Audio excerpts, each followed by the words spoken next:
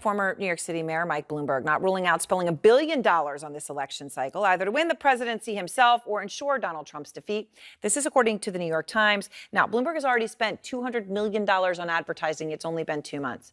And President Trump is taking notice, tweeting on the latest Bloomberg ad, quote, "Mini Mike Bloomberg is spending a lot of money on false advertising." Out front now, Kevin Sheekey, campaign manager for the Bloomberg campaign and long-term political strategist of Bloomberg. You have known him for decades. So President Trump is now calling Mayor Bloomberg Mini Mike, a famous a nickname that he has used before. Obviously, it shows this is getting under his skin that he chose to respond today. Is that what you want to hear? Yeah, listen, I mean, I think Trump is, wants to be everything that Mike is, right? He wants to be a real leader. He wants to be someone who's actually delivered on health care that Mike has. He wants to be someone who's actually created a real business. He wants to be a real billionaire. Mike has led the city in ways that brought people together, and Trump tears people apart. I mean, Mike Bloomberg in many ways is the antithesis of everything that Trump tries to pretend that he is. So Bloomberg's strategy has a lot of people obsessed. Okay, what he's doing. He argues in an op-ed today on CNN, the primary process is undemocratic and political harmful to the nominee. His argument, the Democratic Party reflects America's incredible diversity, but the first two voting states, Iowa and New Hampshire, are among the most homogenous in the nation.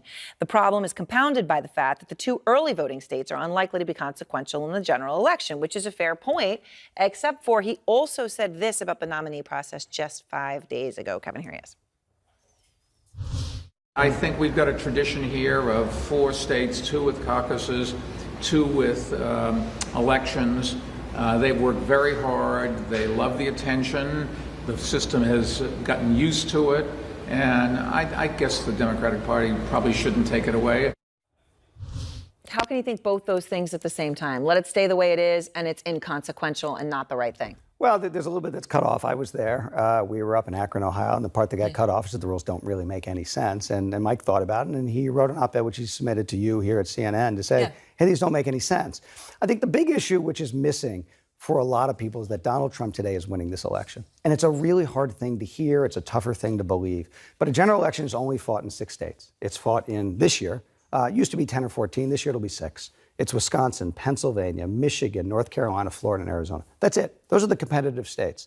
Democrats have spent a year, my party, investing in the state of Iowa, knocking on every door, seeing every available 99 Democrat. counties. 99 counties, raising every nickel we can from every Democratic donor around the country and investing in Iowa. Democrat, Republican pollsters agree on one thing. Donald Trump's going to win Iowa this year. So we've spent a year and every nickel we can raise on a state that we're going to lose. And what Mike has said is, hey, listen, if I was president of the United States and had the honor of running the Democratic Party, I would change that. And the first state would be Wisconsin, the second state would be Michigan, the third would be Pennsylvania, and the fourth would be North Carolina.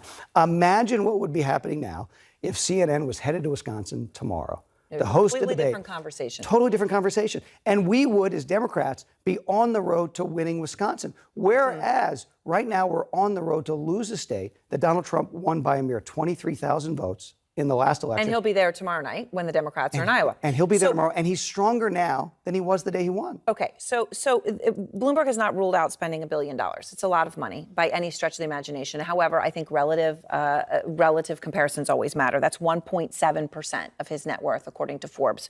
Just so people know, that's $58.4 billion by their running total.